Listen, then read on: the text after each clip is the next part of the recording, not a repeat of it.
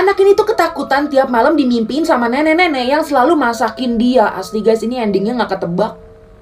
Jadi suatu pagi, pas diajak temennya itu pergi ke sekolah, dia heran. Kok temennya ini kayak mukanya ketakutan, gemeteran. Dan dia akhirnya cerita, semalam itu dia mimpi kalau misalkan dia didatangi nenek-nenek dan nenek-nenek itu masak buat dia. Dan dia mau gak mau makan dong. Tapi anehnya, tiap dia bangun tidur, perutnya itu kayak kenyang banget, kayak beneran abis makan. Sampai suatu hari nenek yang aslinya ini bilang, kamu kalau mimpi lagi kayak gitu jangan pernah mau diajak pergi sama nenek-nenek ada di mimpi kamu. Terus dia bilang kayak iya. Sampai akhirnya malam tiba dan dia mimpi lagi hal yang sama. Dimasakin dan dia makan, tapi kali ini beda guys. Kali ini setelah makan, dia akhirnya diajak nenek ini untuk pergi ke satu tempat. Dan dia iya aja tuh, mau aja. Asli guys, setelah ini parah banget. Part 2.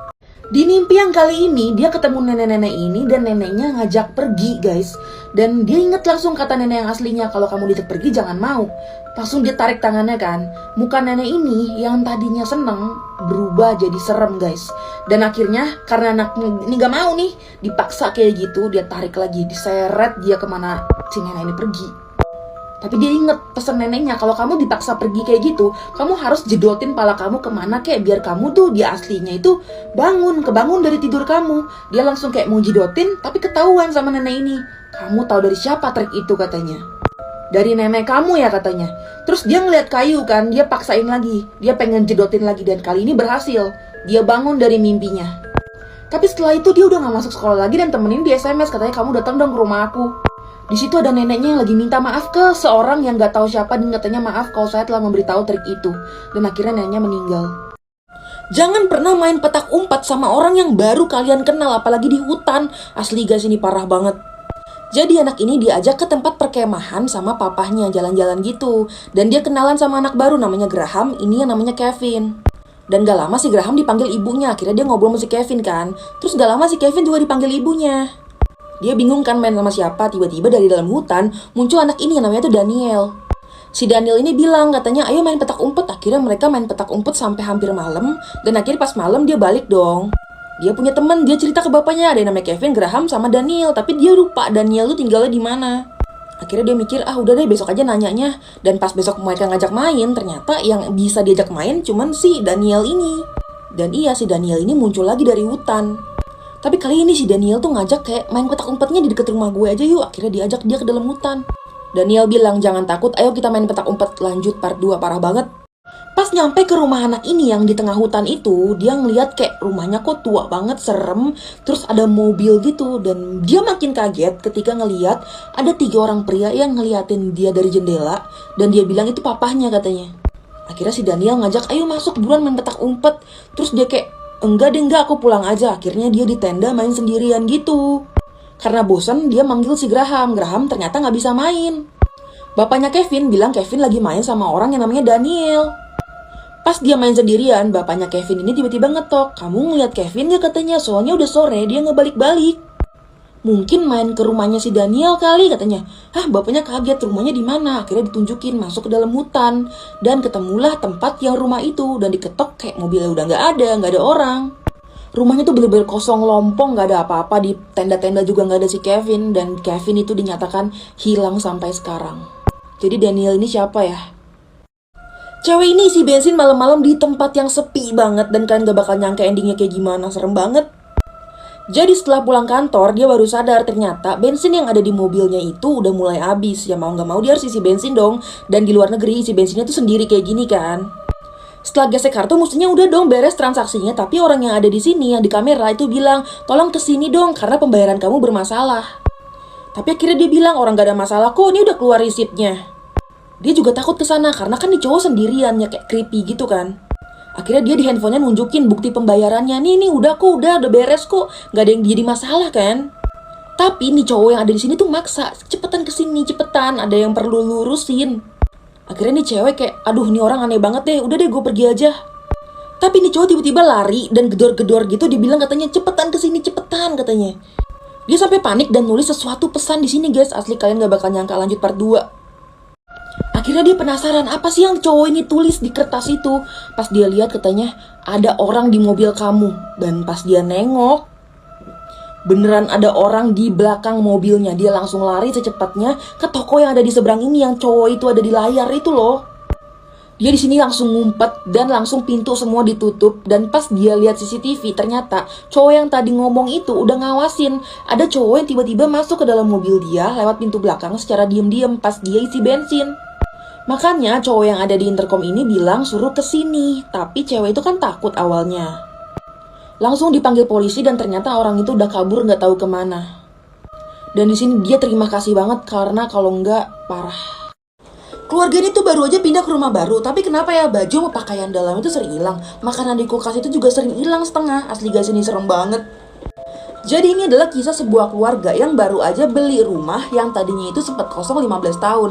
Tapi dia setiap tidur itu merasa diawasi. Tapi tiap dia ngecek ke kamar mandi, kemana, itu selalu gak ada apa-apa, gak muncul apa-apa, gak ada keanehan. Bajunya dia, pakaian dalamnya itu sering hilang. Pas dia tanya ke adenya kayak merasa dituduh. Enggak kok, gue gak ngapa-ngapain. Makanan di kulkas juga sering hilang, kepotong kayak gini, padahal gak ada yang makan. Malam-malam dia juga sering bangun kayak ada yang ngawasin. Sampai waktu itu dia lagi tidur, pagi-pagi nemu surat kayak gini. Dan pas dibuka tulisannya kayak cantik, aku melihat kamu. Dan dia pikir itu bercandaan adenya kali. Besoknya dia diajakin papanya untuk bersihin kamar mandi, untuk perbaikin. Pas bapaknya buka kaca ini, asli guys, dia nemu sesuatu di balik itu. Lanjut part 2. Waktu dimintain bantuan sama bapaknya untuk perbaikin kamar mandi, ternyata bapaknya nemuin sesuatu. Jadi bapaknya itu kebagian tugas untuk ngeganti kaca ini nih. Pas bapaknya buka, bapaknya langsung kayak bengong. Terus pas dia nengok, dia bener-bener kaget karena ada ruangan lagi guys di sini. Dan di ruangan ini ditemuin baju, pakaian dalam dia yang hilang, bahkan potongan-potongan makanan yang berasal dari kulkas dia. Dan akhirnya polisi memperkirakan di situ tuh ada laki-laki dewasa yang udah tinggal di rumah mereka, mengawasi mereka, pakai pakaian mereka, bahkan makan makanan dari kulkas mereka. Tapi pas polisi cari itu bener-bener gak ketemu orangnya siapa, dan akhirnya ya udah kasusnya gitu aja berlalu. Sampai sekarang dia masih trauma untuk tinggal di rumahnya karena ya dia tetap merasa diawasi kayak ada seseorang, karena kan orang ini belum ketangkep-tangkep. Tetangga baru yang nyeremin banget, masa dia suka foto-foto cewek ini, habis gitu kayak suka dicetak fotonya terus diliatin tiap malam. Asli ini endingnya gak ketebak. Jadi nih keluarga sebenarnya adem ayem aja nih, tiba-tiba ada tetangga baru yang memperkenalan diri dan dia itu mulai kayak deketin bapaknya si cewek ini, kayak mulai saling sharing dan kayak pokoknya pendekatan ke keluarga ini deh. Tapi anehnya orang ini tuh kayak selalu kayak ngeliatin nih cewek mulu, anak ini nih.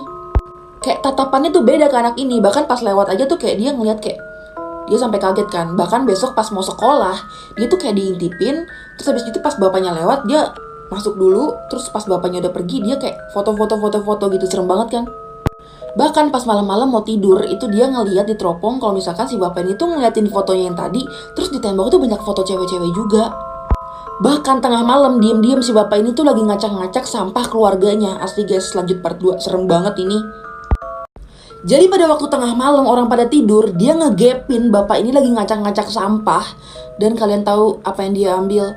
Itu benar-benar barang pribadinya nih cewek, dibawa kabur gitu aja. Dan dia panik dong, akhirnya ya udah mau gimana, akhirnya dia tidur walaupun dia semacam kayak menggigil gitu ketakutan. Sampai besoknya dia bangun pagi-pagi dan ada suara sirine polisi. Dia langsung kaget dong, ada apa nih, kayak malam-malam gak ada apa-apaan deh. Pas dia bangun dia langsung cari orang tuanya dong. Dan pas dia lihat ternyata orang tuanya ditangkap polisi. Ini kenapa sih? Bahkan pas dia mau ketemu orang tuanya dihalangin sama orang aneh ini. Dia marah-marah dong, kenapa gue dihalangin, dia ada apa nih, kenapa ditangkep. Dan akhirnya orang ini yang tetangga barunya ini ngejelasin kalau dia adalah anak yang sudah dicuri 14 tahun lalu. Dia diculik, akhirnya dirawat sama orang tua ini dan akhirnya ketahuan sekarang. Semua ketahuan karena tes DNA. Kalian yakin sahabat kalian itu manusia beneran? Kalian harus dengerin cerita dari kisah nyata satu ini guys. Asli ini endingnya parah banget. Jadi anak cowok ini punya sahabat yang namanya Mike. Dia sering banget main sulap. Nih contohnya, dia bisa munculin sesuatu dari kepalanya kayak gitu. Dia seneng banget dong pas ditunjukin kayak gitu. Sampai suatu hari si Mike ngajak, yuk main ke rumah gue bakal tunjukin sulap yang luar biasa, kata dia gitu. Akhirnya dia tarik temennya ini, dia bilang, ini ada kotak nih. Sambil dia juga nunjukin nih foto-foto keluarganya. Jadi kakaknya ngejagain kotak ini nih, dan dia bakalan masuk. Nanti dia bakal menghilang katanya. Akhirnya dia masuk dong ke sini, dan langsung kakaknya itu bacain mantra bla bla bla bla bla. Set, pas dibuka beneran hilang dong. Dia tapi nggak percaya gitu aja. Dia mau ngecek kotaknya pasti ada ruangan rahasia. Pas dia lihat, asli guys, dia ngelihat ini parah banget. Lanjut part 2.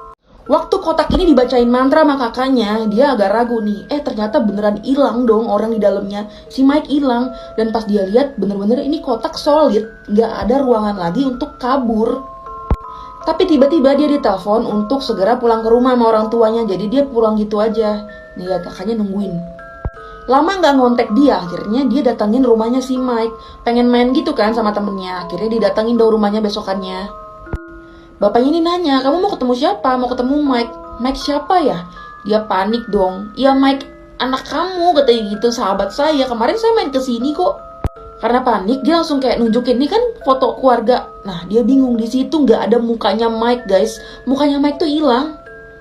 Padahal belum lama ini dia ngelihat Mike kesini dan dia main kesini. Dan pas dia buka HP dia, foto-foto dia sama Mike, ternyata emang nggak pernah ada sosok Mike di foto-foto yang dia ambil selama ini.